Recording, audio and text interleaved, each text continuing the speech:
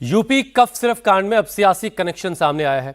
इस मामले में मुख्य आरोपी शैली ट्रेडर्स के तार एसपी नेता के भाई से जुड़े होने का आरोप लगाया जा रहा है। जांच के दौरान कई हैरान करने वाले तथ्य भी सामने आए। बताया जा रहा है कि कोडीन कफ सिरफ कांड के मास्टरमाइंड शुभम जायसवाल के पिता की फर्म के रिकॉर्ड में एक एसपी नेता का मोबाइल नंबर रजिस्टर्ड पाया गया।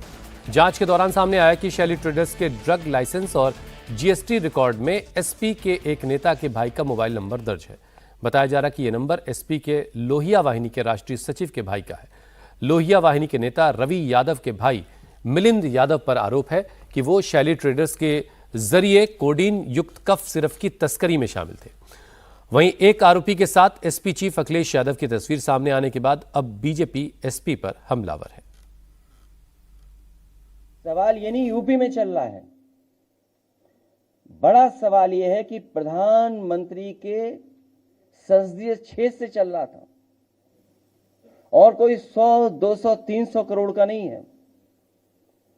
सुनने में आ रहा है 700 कंपनियां, कई हजार करोड़ का इंटरनेशनल मसला है ये।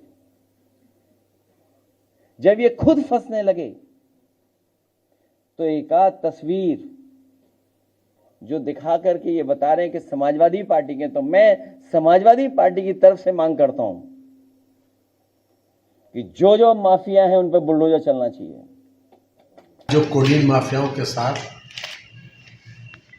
समाजवादी पार्टी के राष्ट्रीय अध्यक्ष का जो फोटो आया, तो उसके संबंध में उनकी तरफ से किसी प्रकार की कोई ये नहीं बताया गया कि आखिरकार इसके पीछे क्या माजरा है। उनको आज पूरा देश चाहता है कि कोडीन माफियाओं के साथ जो फोटो आ रहा है उसके पीछे उन्हें स्पष्ट करना चाहिए क्या बात है। खास तौर से जो तमिलनाडु में जो कोडीन सिरप से जो बच्चों की मौत हुई, इस मामले में भी समाजवादी पार्टी ने कुछ नहीं बोला।